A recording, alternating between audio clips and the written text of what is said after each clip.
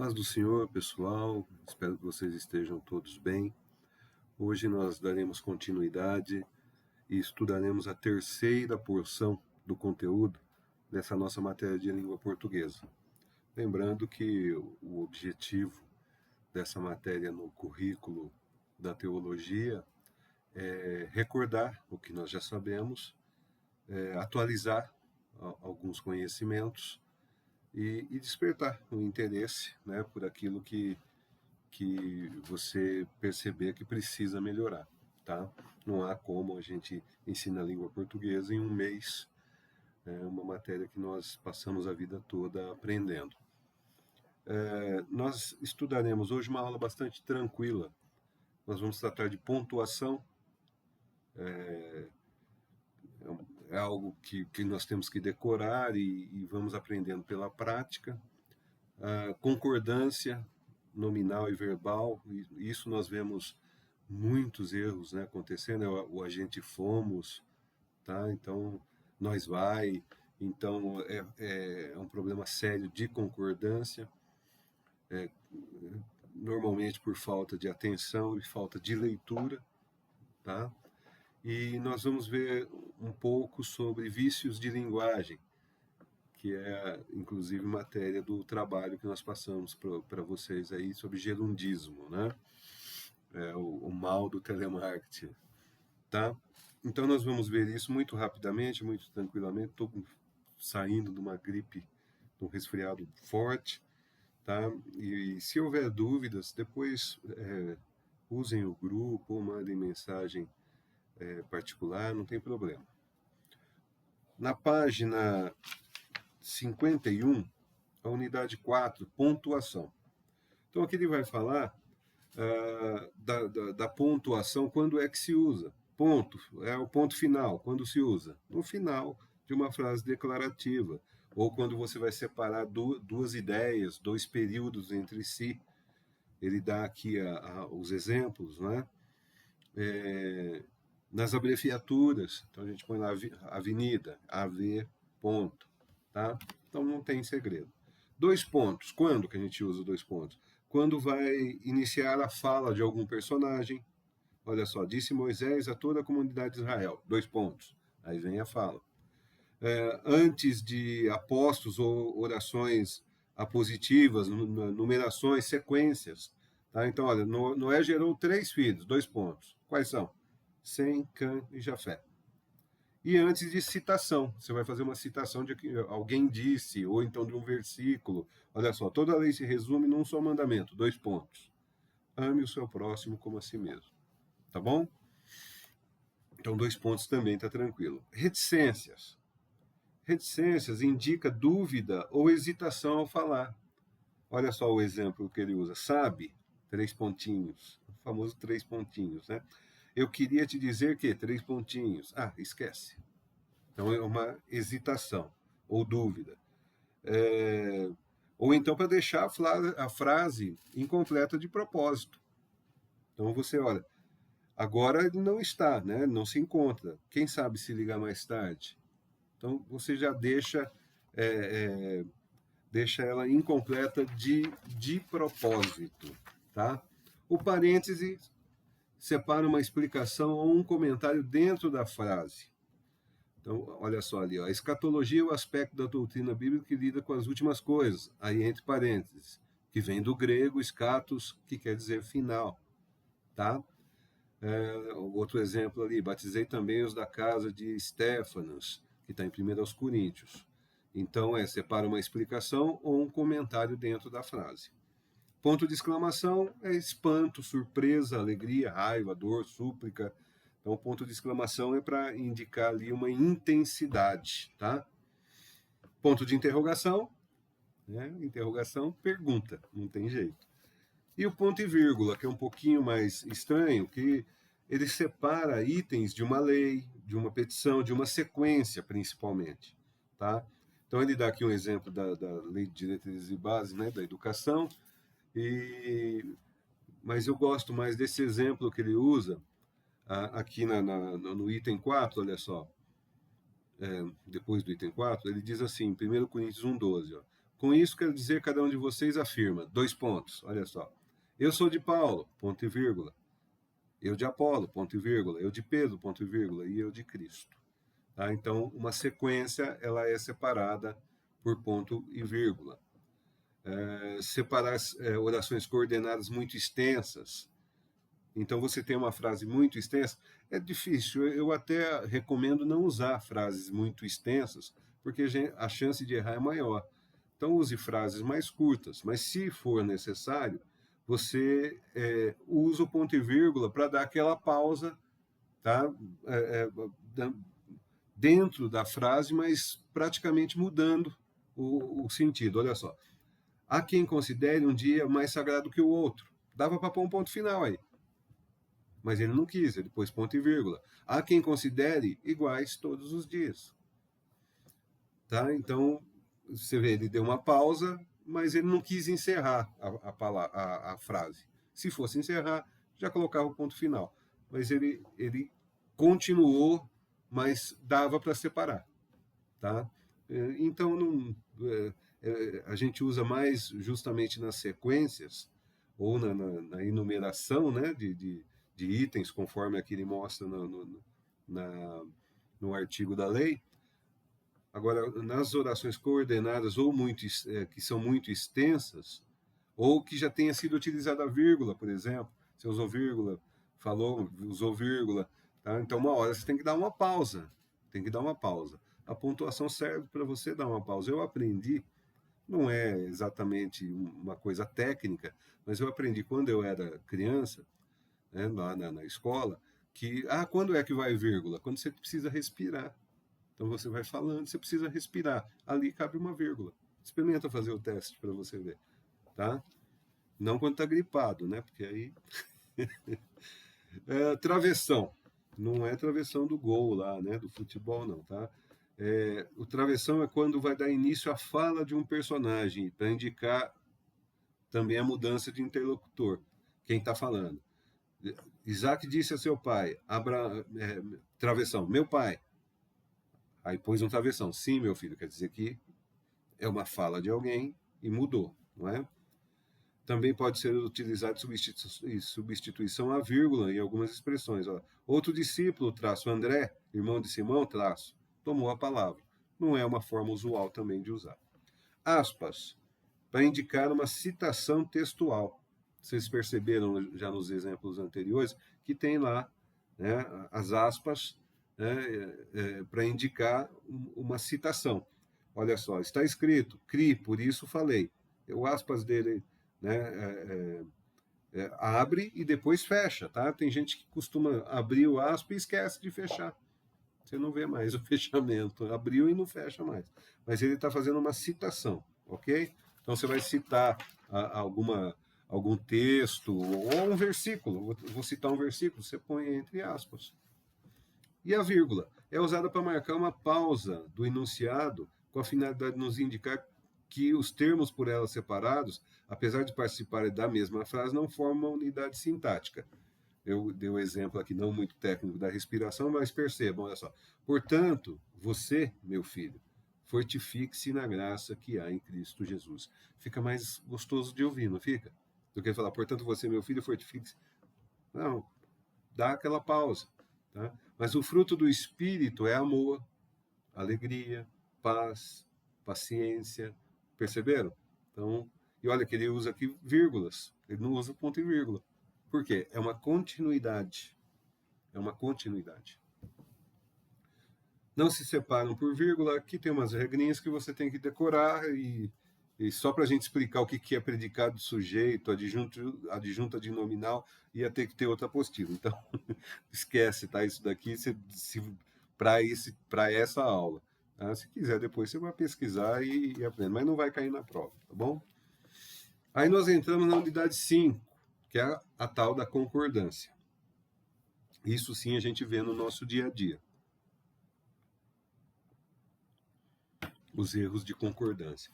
Concordância nominal é a concordância do adjetivo ou pronome, artigo, numeral, com o substantivo a que se refere. Tá?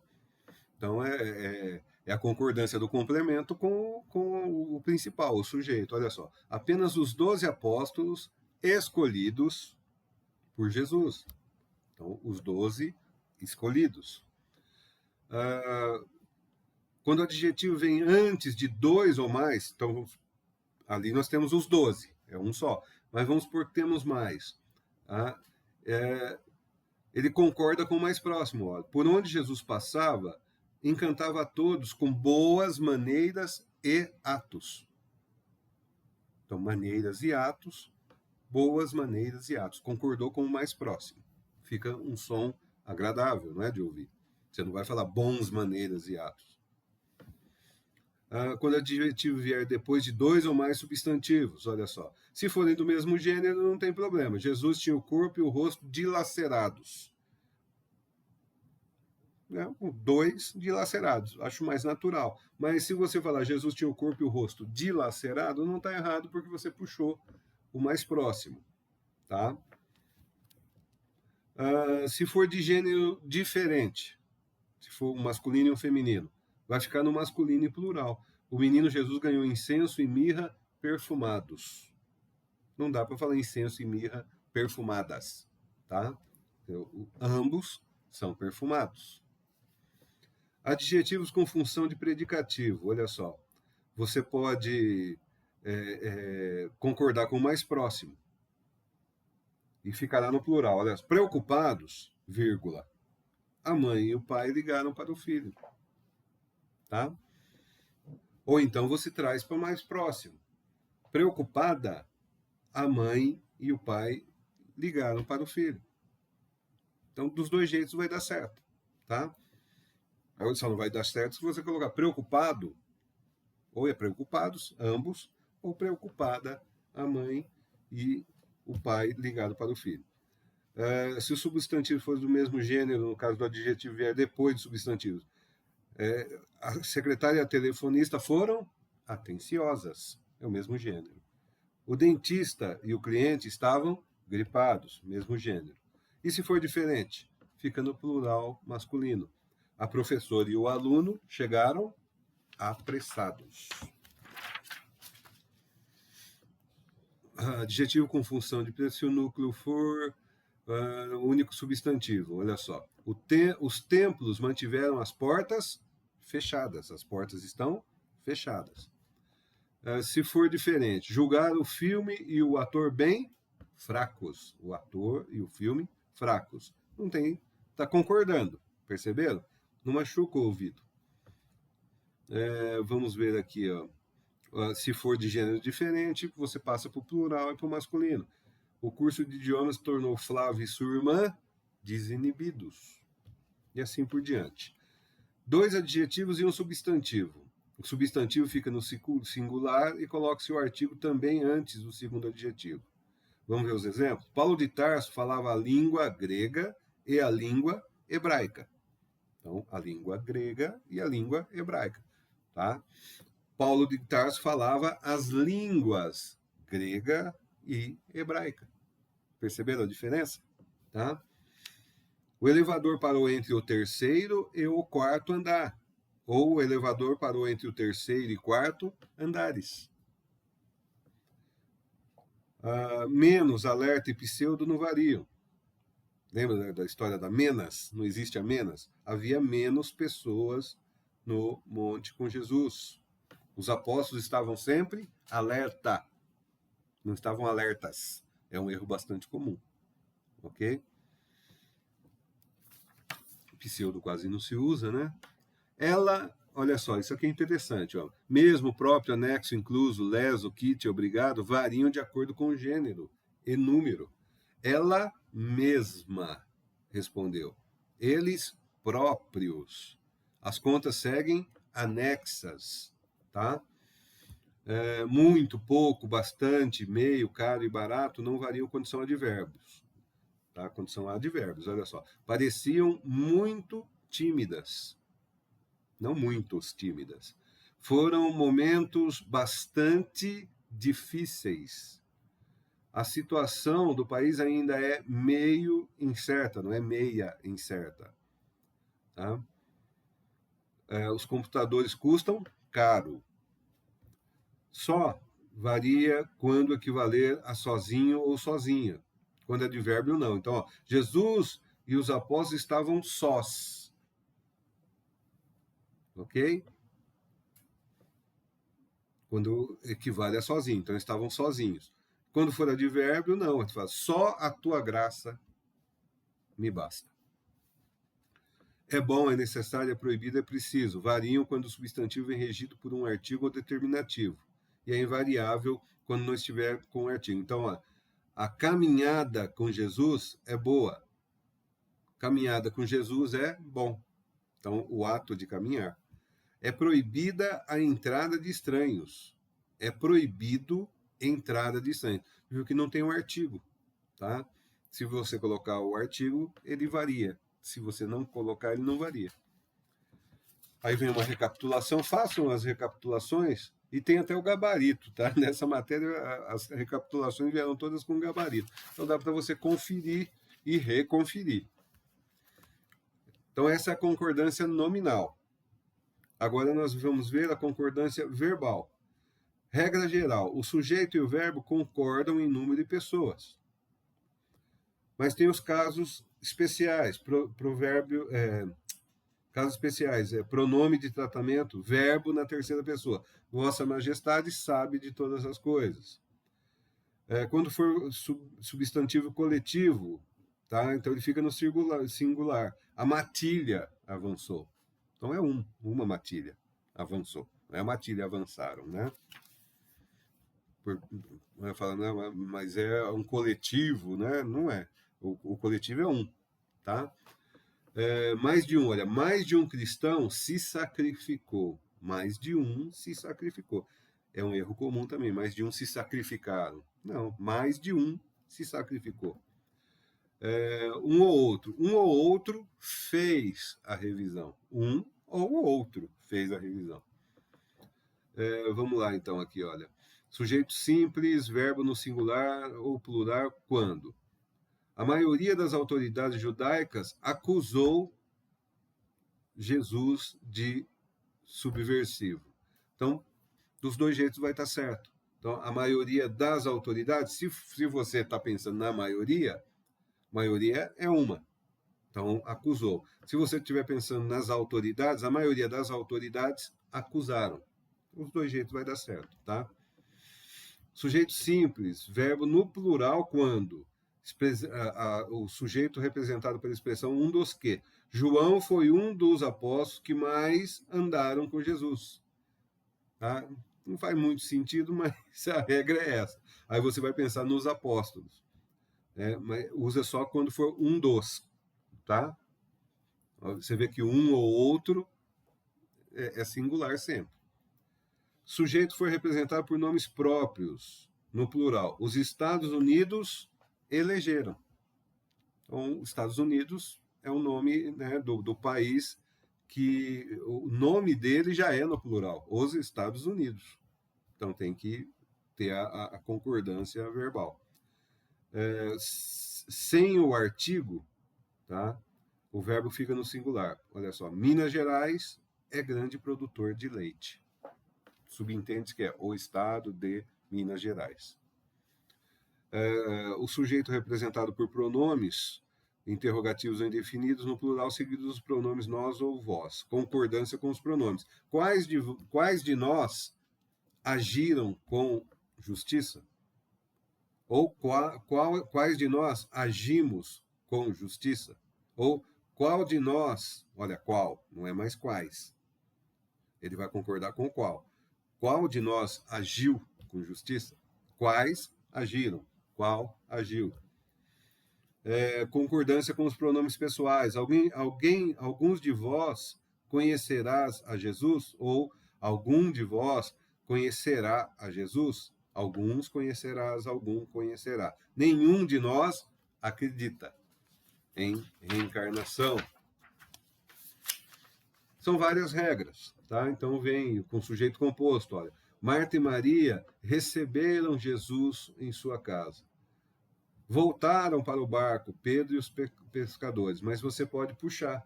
Voltou para o barco, Pedro e os pescadores. Tá? Continuando aqui. Quando houver ideia de exclusão ou de alternância, o verbo fica no singular. Esses aqui vocês grifem aí, tá? Olha só, verbo no plural com as conjunções não só, mas também, tanto, como, etc. Não só Pedro, mas também André, Tiago e João eram pescadores. Tá? Sujeito composto, verbo no singular. Olha só, prédios, árvores, postes, tudo o tsunami derrubou. O que mais aqui? O sujeito, pronome relativo, que o verbo concordará com o antecedente desse pronome. Na verdade, sou eu que pago. Tá? Se fosse quem? Sou eu quem paga. Tá? Fomos nós quem ganhou o prêmio, fomos nós quem ganhamos o prêmio. Tá certo também. Fracionário, 1/3 da população está infectado. Olha só, 1/3 está infectado. 2/3 dos alunos foram reprovados. 2/3. Porcentagem, concorda com aquilo que é expresso pela porcentagem. Ó, 50% da produção foi. 50% dos produtos ficaram. Percebeu?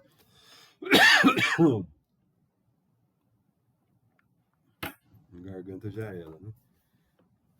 Tem uma recapitulação e depois nós entramos na figura de linguagem.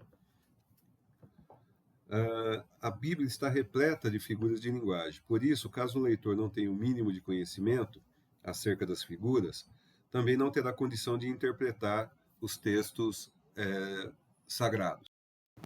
Então, voltando aqui, a Bíblia está repleta de figuras de linguagem. Por isso, caso o leitor não tenha o mínimo de conhecimento, também não terá condição de interpretar corretamente. Se você não sabe ler corretamente, você provavelmente terá problema na interpretação. E a maioria das heresias surgem, né, quando não é de propósito, surgem em consequência de falta de condição de interpretar as escrituras. Então ele interpreta errado, ensina errado, prega errado e vai formando um conjunto ali de seguidores permanecendo no erro. Olha só, as figuras, algumas figuras. O tronco do cedro, de casca cheia de rugas, com as raízes no coração da terra, daria madeira para 100 casas. Perceberam? Tá? O coração da terra? Não, né? Tá? Então, nós temos aqui uma figura de linguagem. O menino amava um imenso cedro, por isso seu coração bateu mais rápido ao saber que o pai planejava cortar a árvore. Perceberam? O menino tem coração. Então, aqui é literal, tá? Não é uma figura. Uma figura, olha só.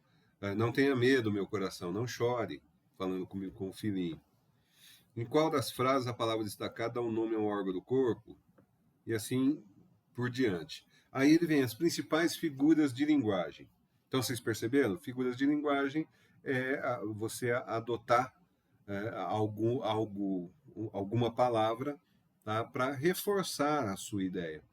Para reforçar a sua ideia, mas aquilo é figurativo, não é literal. Comparação. Estabelece uma relação de semelhança entre dois elementos. Meus irmãos brigavam como gato e cachorro. É uma figura, tá? É uma comparação. A metáfora, que é tão famosa, né? Jesus usou muito a metáfora. É quando por meio de uma associação, adquire um significado novo. Olha só, os pés de café são soldados verdes, tá? Enfileirados na colina. Não são soldados, mas você faz uma substituição. Uma substituição.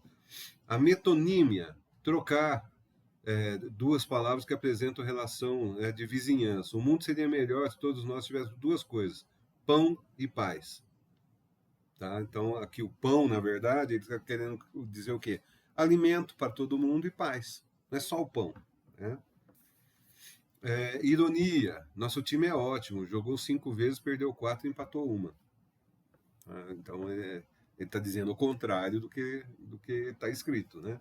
A hipérbole é um exagero, né? Vou para casa almoçar, estou morto de fome. O eufemismo é uma forma de suavizar algo que seja desagradável ou constrangedor. Levamos-te cansado ao teu último endereço. É um trecho de uma poesia de Manuel Bandeira. Cansado, na verdade, é morto, e o último endereço é sepultura. Tá? E antítese é o significado de contrário. Dizia que entre o céu e a terra só existe uma imensa dúvida. A antítese da ideia de coisas contrárias, polos. Né? Vem uma recapitulação aí, e aí nós entramos no vícios de linguagem. O primeiro que ele coloca é o gerundismo. O que é o gerundismo? O uso do verbo estar, seguido de outro verbo no gerúndio, conhecido também como gerundismo. Tem se tornado cada vez mais comum, principalmente entre atendentes de telemarketing e jogadores de futebol, e até entre pregadores do evangelho. Afinal, quem nunca ouviu as frases, eu vou estar enviando? Percebe? Eu vou estar enviando. É só falar, eu enviarei. Ou eu vou estar fazendo, eu farei. Tá? É um vício de linguagem. Desde 1973, a aplicação do gerúndio é sinônimo de enrolação. Na verdade, até a pessoa não ter um vocabulário. E é muito mais fácil você falar, eu vou estar enviando, do que você conjugar o verbo. Mas é um vício de linguagem, as pessoas vão pegando isso com muita facilidade. Estarei cantando amanhã, estarei passando a tua ligação. Não precisa. Né? Passarei a ligação, cantarei amanhã, ensaiaremos hoje à tarde. É preguiça de conjugar o verbo. Aí ele vem aqui com um texto que é um manifesto antigerundista. Tá? Esse aqui, ele tem aqui ironia. Tá? Ironia.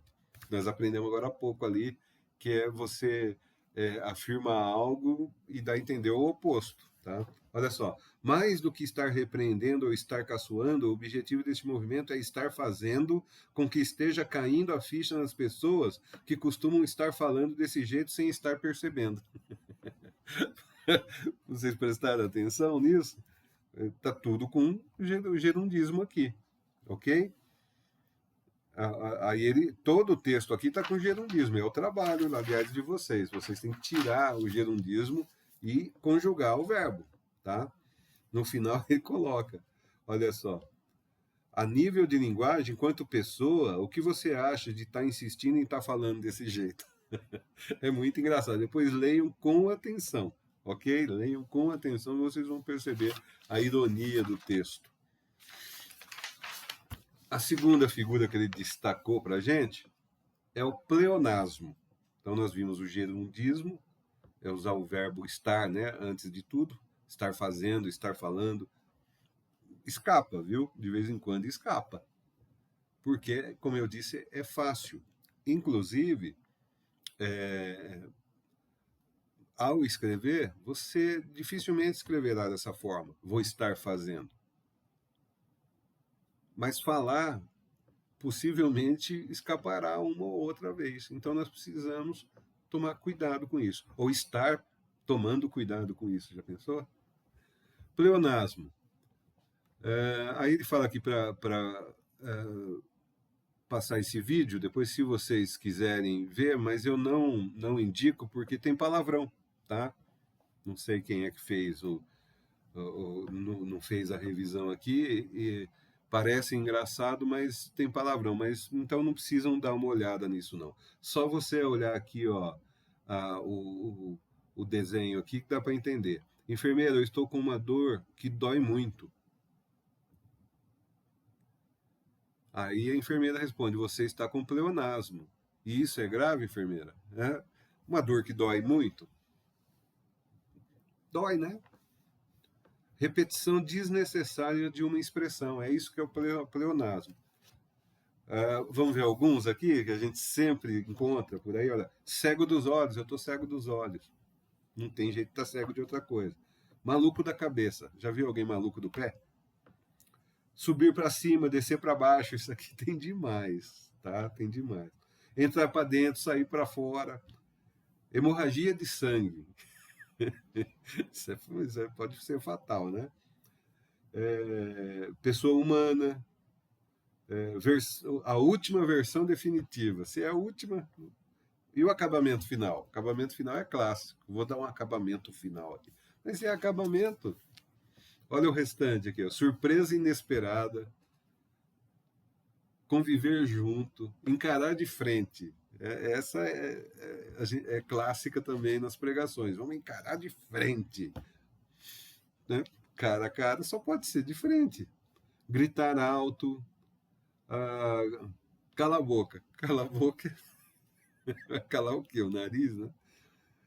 Então vocês veem que é algo até que a gente usa no dia a dia. Goteira no teto. Goteira no teto é muito boa também, né? E o fato real? O fato real também é interessante. Pode ser um fato enganoso, né? Um fato mentiroso. Ok? Aí tem um texto aqui que vai utilizar o pleonasmo. Tá? Leia o texto com atenção e reescreva eliminando os pleonasmos. Então, ele está com o vício de linguagem. Você tem que reescrever eliminando os vícios de linguagem. Mais exercícios, depois a revisão geral. Façam, tá?